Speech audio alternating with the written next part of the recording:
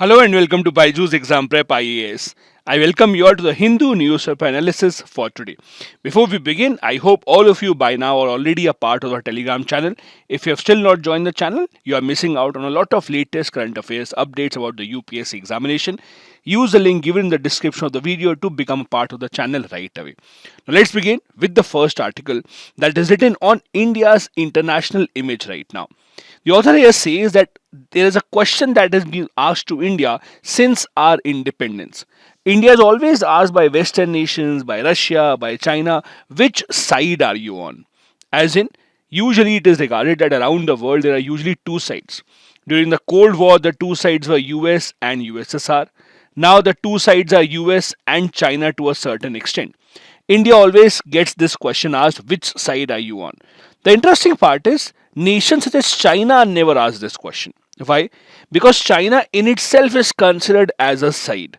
China in itself is considered as the captain of one of the sides. So the reason why this question is being asked to India is because India maybe in terms of other countries is not being seen as a very powerful player. This is what the author is arguing against. Author is saying that the reason why India does not take any side in international relations before discussing the matter is because India itself is now a side. India itself is now a pole in international relations. So we don't have to take anyone's side. We are fully capable, fully empowered to have our own side altogether. This is why we refuse to take sides. This is why India right now holds the presidency of two very important international agreements, including the G20 and the SCO. Both of these will now next be hosted by India. The argument here made by the author is India in itself is a side. And you can go back to the time of our independence. Since the time of our independence, India has been experimenting a lot with our foreign policy. No country, when it became independent, had actually had the courage to tell US and USSR that we will not join your group. India was one of the very few nations that had this courage.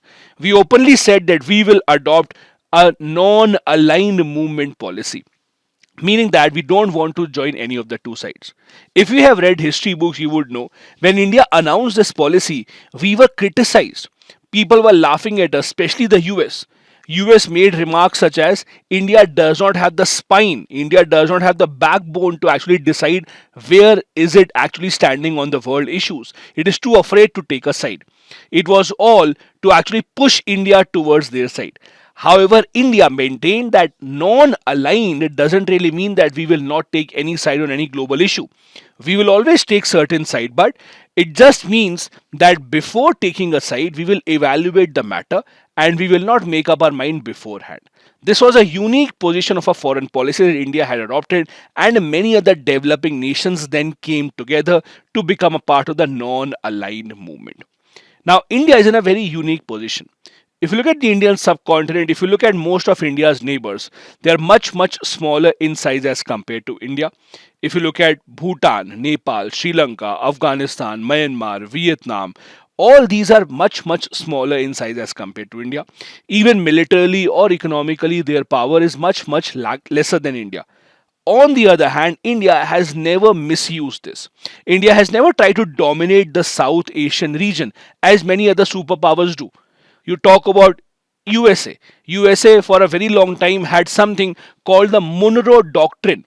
Monroe Doctrine meant USA had said that in our hemisphere, in the western hemisphere of the world, no other country should interfere.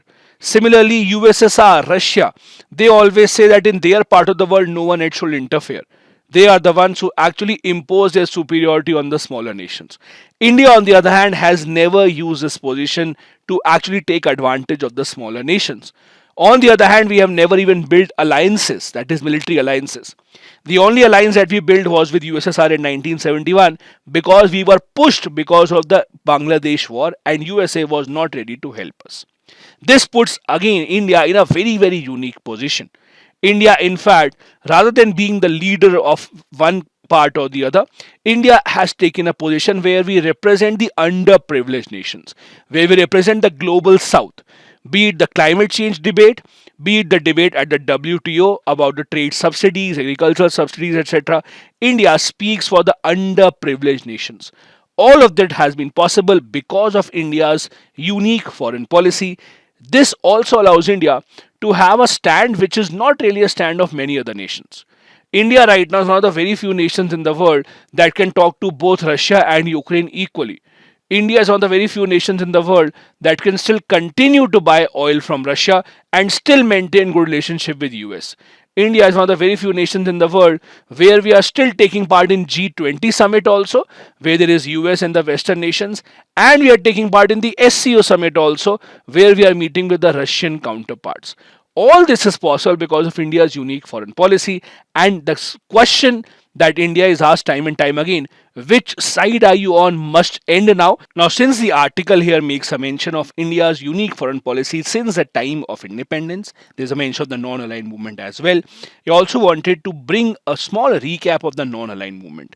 As you know, this started in 1961 with nations such as India, Yugoslavia, Egypt, Indonesia, and Ghana coming together to actually make this non aligned movement.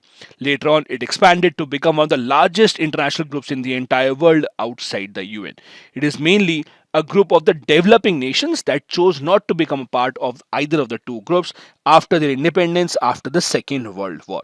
Now, yes, it is correct to say that it has lost a lot of its significance in the past few decades. The meetings are not very frequent, the participation is not from the highest level of the leadership, but still, it gives a unique leadership position to India around the entire world. And it also is a place where you don't have those countries like China, USA, Russia that would impose their will over the other nations in the non aligned movement. Also, you have to understand that the position that India usually takes on the international relations is actually considered as a strategic autonomy position. Now, what is strategic autonomy?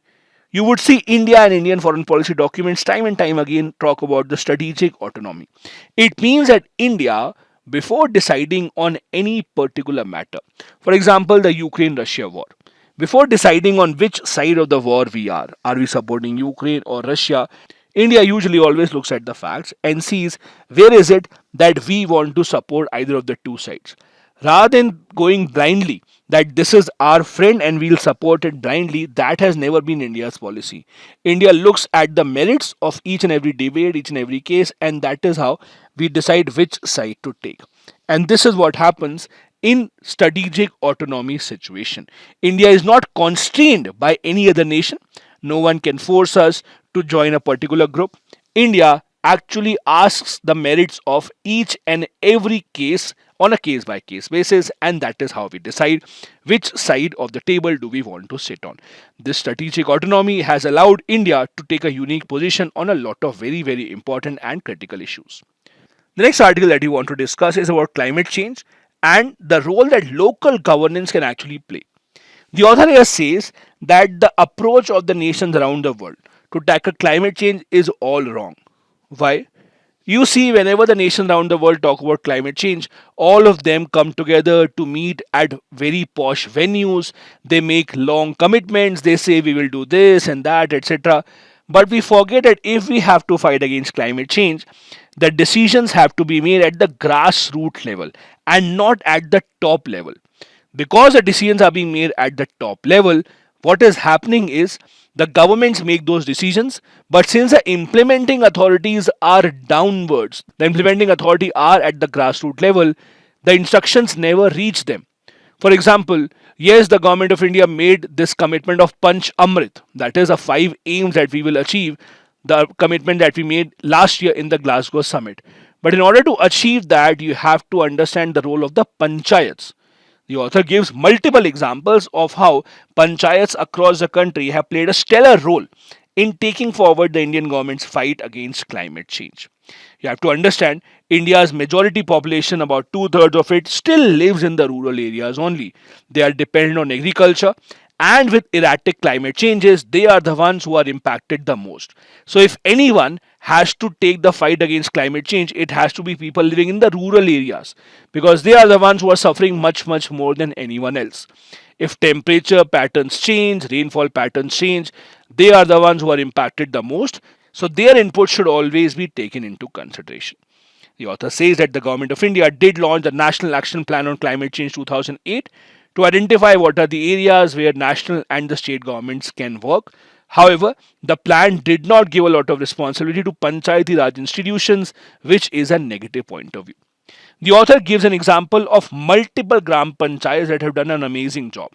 The first example she gives is of Meenangadi Gram Panchayat, which is in Kerala's Wayanad district. Now, what has this done? This Gram Panchayat in 2016 started a project called Carbon Neutral Meenangadi. Means they wanted to ensure that their entire Panchayat area becomes carbon neutral.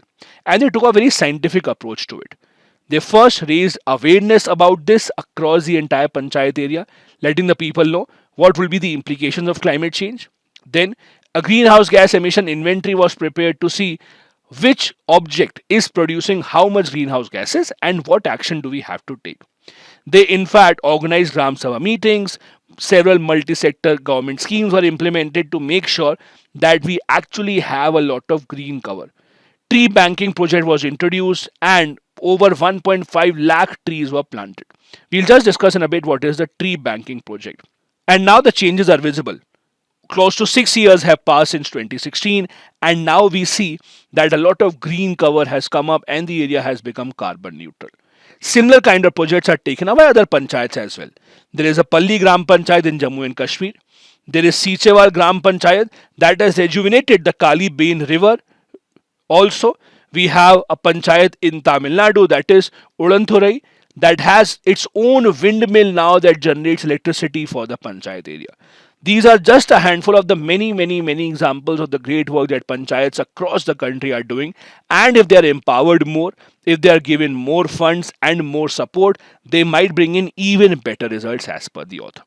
The one good thing that the Ministry of Panchayat Raj has done is that they have focused on clean and green village as a theme where panchayats can take up activities on natural resource management. According to the latest data, over 1 lakh Gram Panchayats have prioritized clean and green image as one of their focus area in the past. Now, this article, as you saw, makes a mention of the tree banking project. What exactly is this? Tree banking was a scheme launched in Kerala village specifically, that is the Meenangadi village. Now, under this scheme, the simple idea is if the farmers want to take a loan, they can actually take an interest-free loan from the bank and they can put trees as a mortgage. So in simple terms, what will happen? The farmers can grow trees on their land. They can go to the bank and say, we are actually putting these trees as a mortgage or as a deposit. In return for that, give us the loan, and the loan will be given to them. This is a great scheme because of which many trees have been planted. Let me give you an example. Each sapling that the farmer grows is for rupees 50 per year for a period of 10 years. So if a farmer grows, let's say 100 trees on her land, the bank will pay her rupees 5,000 per year for the next 10 years in the form of a loan. Now the great part is this is interest free. The interest will be paid by the panchayat. Farmer only has to pay back the principal amount. And that too, principal will only be paid back if the farmer cuts the tree. If the tree is never cut, then the loan doesn't have to be repaid because the loan is just a mortgage against the tree. If the tree is cut down, then you have to repay the loan. If you never cut down the tree, then let the money be yours. You don't have to pay it back. The state government has actually deposited a corpus fund of rupees 10 crore for this project, which has given amazing results across the entire panchayat. This is a model that can be implemented in other parts of the country as well. The next article that we have here is from a Reserve Bank of India report. Reserve Bank of India, as you know, gives an annual report where they talk about the growth of the deposit rate in the banks in India. So as you know, the banks in India are the places where people actually deposit their money. The same money is then used by the banks to give loans, that is credit. So how much money is coming to the bank? What is the rate of growth of these deposits? Then the loans given out. All of that impacts the economy of the entire country. The author here says that there are multiple global factors at play as per the RBI report. The RBI report says Ukraine-Russia war, economic slowdown in China because China is still following the zero COVID policy and thus they are shutting down their cities even if they are finding few cases. That has also slowed down the global economy. And then there is inflation. All of these have actually created a lot of pressure on the economics of nations around the world. and thus the monetary policies have to be changed. Even in the most advanced nations where they printed money, gave it to their people during the pandemic, they have had to change their policy, and their monetary policy is now being tightened, meaning that they are taking out money from the market to control inflation somehow. Now, the author here says that as per the RBI report, there is lower external demand that is being seen because people have lesser money in their hands. There is a tightening of monetary policy. Because of lesser money in the hands of the people, they are buying less, so exports are lesser. That has also added to the problem. Secondly, money is also flowing out from the Indian market as the US Federal Reserve has increased its rate of return. Many people are taking out money from India and going back to the US. So both these things are working against India. Exports are not increasing because people don't have money in their hand, and even the foreign capital is going away. Now, at this point of time, for the banks to work well, they are mainly dependent on deposits being made by the people in the bank. Now, yes, the deposits are growing, but they are not growing at a very, very fast pace. Deposits have grown by 8.2% in comparison to 11.4% on year-on-year basis. However, on the other hand, the credit, that is the loans given by the banks, have increased drastically. Now, loans being given by the banks being increased is actually a good sign for the economy. Because number one, the banks earn their money by giving loans, by actually earning a good rate of interest on that. Secondly, the more loans that are given, the better it is an indication that people are actually taking money to invest in the business and they are hopeful about the economy. So more credit going out means people are actually using this capital, hopefully, to turn up their businesses, to expand their business. So it will actually in the long run translate into economic growth as well. The other good part is that the NPAs, that is non-performing assets, are decreasing. So banks are not losing out as much money as they used to do earlier. Now, since the report is focused on bank deposits specifically, let me tell you what these are. Now, in India, bank deposits are majorly of four categories. There's a current account that is usually used by people who are in business, people who want to make a lot of transactions on their bank account every day, money going in, money coming out. There are almost no restrictions. You can have as many transactions on this account as possible. The bank also offers other facilities like overdraft facility. Overdraft facility means, let's say if your account has 5 lakh rupees, you can withdraw more than 5 lakh for some time. That is called overdraft. Then we have the savings account, which is where normal public, usually most of them have their account. Savings account is used by working class people to save their money. In this account, you can't have a lot of transactions every day, because if that happens, the bank will tell you that you better open up a current account, because saving account is where bank has to pay an interest also. So banks actually don't want a lot of transaction in your saving account. Then we have the recurring deposit and we have the fixed deposit, as you all are aware of. All these four together are considered as bank deposits in India. Bank deposits are those where the account holder has a right to withdraw the deposited fund as per the conditions which were given to him or her at the time of opening up of the account. Also, I wanted to share this graph with you, which actually shows you a very interesting trend. It's a trend of credit growth, means the growth of loans being given out. Credit growth is increasing after the lockdown, meaning that since the economic activity has picked up, more and more people are now taking loans from the bank for either personal businesses or for expanding their own business. On the other hand, if you look at the deposit growth, the money that people are depositing in the bank account, that is decreasing. There's also one more factor which has to be considered.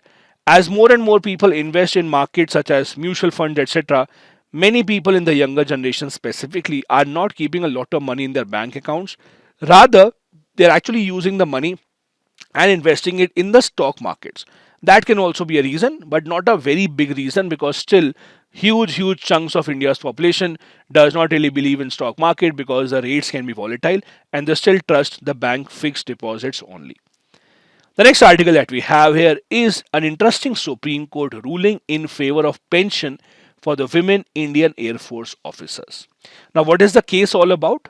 The case is that 32 women Indian Air Force officers which were recruited for short service commission. Now, short service commission means when you're recruited into the armed forces, you're recruited for a period of, let's say, 10 years. After 10 years, then you will have to leave. You won't get any pension. But after 10 years end, you usually get an option. Option, do you want to convert this into permanent commission? If you are converted to permanent commission, then you will serve in the army till all your working life, you'll get pension, etc. also. If you don't convert that, then you leave the army job and then you will not get a pension. So what happened was these 32 women who actually entered the Indian Air Force, they said that at the time of their recruitment in the Indian Air Force, the ad that they saw in the newspaper, the ad said that after their short service commission ends, the Air Force will consider them for permanent commission. But these officers say that none of us were even considered for permanent commission. That means we were made a false promise in the beginning, and now the Indian Air Force is going back on its promise. So they had been fighting this case in the Supreme Court for a long time. Their case went on for 12 long years. Now, as per the judgment of the Supreme Court, what has happened is Supreme Court has taken the side of the women officers, saying that you are right. However, the Supreme Court says that now the Indian Air Force cannot give you your job back. It is too late. It's not that you can be reinstated. But yes, what will happen is Supreme Court has now told the Indian Air Force that they should be given pension. So usually short service commission officers will not get pension. Pension is only for permanent commission officers. But because they fought this case in the court has told the Indian Air Force, you have to give them pension and consider them as a permanent commission employee only. You don't have to give them extra salary. So by the time that they left, after that, you don't give them a salary, but calculate when they completed 20 years. From that time, start their pension and give them all the pension. This is what is the judgment of the Supreme Court. So it is in favor of the women Air Force officers, giving them the right to have pension because they spent 12 years in the Supreme Court fighting for permanent commission. So they do deserve pension if not being reinstated into the Indian Air Force and if not being given their salary also. This matter was famously called the Babita Punia case. Now, if you look into how the women have become a part of the Indian Armed Forces, the history actually will take you back to 1992. Women were inducted into the officer cadre and training was given by the Officers Training Academy in 1992. As I said, short service commission means that after you join the armed forces, you get an option to serve from 10 to 14 years. After 10 years, basically, you are given an option whether you want to opt for permanent commission. Permanent commission means till the end of your working life, you will work in the armed forces, or have an option of 4 more years. In these 4 years, you can resign at any time. That is why 10 to 14 years. Short service commission officers do not get pension. Permanent commission means that your career in the armed forces will be till the age of your retirement and then you will get a pension accordingly. Now the problem is women have had to fight for this permanent commission because they were not given this right for a very long time. What has happened, however, in the past few years, that all the 3 arms of our armed forces have given this right to women. In Indian Air Force, for example, all branches, including fighter pilots, now are open to female officers. All non-sea going branches, cadre, etc. have been opened for induction for women officers through the SSC, that is the Short Service Commission, and women officers are granted permanent commission in Indian Army also in all the 10 branches where women are a part of the Short Service Commission now. So it's a big movement for the women officers who are working in the Indian Armed Forces. As you can see, this is a timeline of how the permanent commission became a part for women in the army as well. Just a few months back, government accepted the policy to grant permanent commission to Short Service Commission women officers in 10 streams of the army. As a result of this, the Short Service Commission women officers will be given all the benefits, promotion, financial gains, etc. that are given to the permanent commission officers. As we discussed, it started in 1992. Then this is the timeline. It was in 2003 that the Babita Punia case actually started, when many women SSC army officers went to the court asking for permanent commission and equality of opportunity in the Indian Army. The next article that we have here is about the Supreme Court being extremely unhappy about the short tenure for the recent few chief election commissioners in the country. Now, what the Supreme Court has said is that we are very, very unhappy over the fact that in the past few years or so, the chief election commissioners in India have been given very, very, very short tenures. The Supreme Court judges have said, while the government says a lot about the need to have independent election commissioners, but in reality, the government usually picks up only those officers as election commissioners who will never have a very long tenure. For example, as per the constitution, the chief election commissioner is supposed to have a 6 year tenure. However, since 2004, the tenures of the election commissioners have been very, very, very short. The Supreme Court judge, in fact, Justice K.M. Joseph, had personally researched the tenures of the last few chief justices and made these remarks. He said that during the UPA government, there were 6 chief election commissioners in just 8 years. Even the present government is not really great. The present government, in its 7 years, have already had 8 chief election commissioners. He says that the government usually, on its own choice, picks up those people as the chief election commissioners that have very, very few months of service remaining before their retirement age of 65 comes along. That is why Article 324, which gives the protection and the freedom to work to the Election Commission of India, has not been utilized completely. Although the article says that the Chief Election Commissioner can be removed through the same process as a Supreme Court judge, but since the government only appoints those people who are very, very close to their retirement, the government is misusing the Constitution of India. One other thing that the Supreme Court judge pointed towards is that in India, despite the Election Commission being such an important authority, their appointment process is not really through any committee or commission. In fact, if you look at nations such as Nepal, Pakistan, UK, Sri Lanka, all of these appoint the election authorities through committees, but in India that is not the case, which is also a big, big concern. Now, I wanted to give you certain examples of the last few chief justices along with their tenure. Let's see this. Since 2004, look at the tenures. 1 year, 69 days, only 269 days, close to 3 years, 1 year, almost 2 years, 2 years, and let's say more than 2.5 years. Then only 92 days, 2 years, 77 days, only 200 days, not even 1 year, over 2 years, 1 year, and 192 days. That just goes to show how the short tenures of the chief election commissioners have actually been a very normal trend irrespective of whichever party is in power. Whatever the government might say that no, no, no, we want an independent election commission, the reality is that they have made sure that the appointment that is being done is of that person who does not have to serve a very long tenure. The other big, big issue is the issue of appointment. Now, you have to understand, for a democratic country such as India, position of election commission of India is extremely, extremely crucial because they are the ones who are responsible for upholding the democratic values of the country. They are the ones who decide everything about the elections. They are the ones who decide the voting date, the voting schedule, each and everything.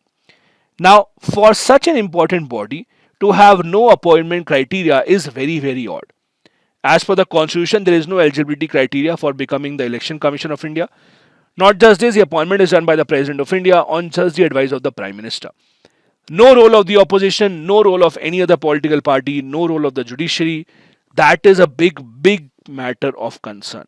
Usually, it is the IAS officers, the Central Services officers, All India Services officers who are considered as close to the government. They are the ones who are usually appointed, which is a big, big cause of concern. There are multiple committees appointed in the past, including the second ARC Commission, that had actually recommended that the manner of appointment of the Election Commission of India should change. There should be role of the opposition also. There should be role of multiple stakeholders to decide who shall be the chief election commissioner. But as expected, the governments have never taken any step in this direction. It remains to be seen whether something happens in this direction in the coming years or not. These are the important articles from the Hindu newspaper today. Now, a couple of practice questions. Number one. Short tenures of the chief election commissioners in India are a direct attack on India's democratic values. Critically analyze. Second, what are the different components of bank deposits in India? How does the rate of growth of these deposits impact the economic growth? Both these questions have to be answered within 250 words each. Thank you so much for watching the video. Have a good day ahead.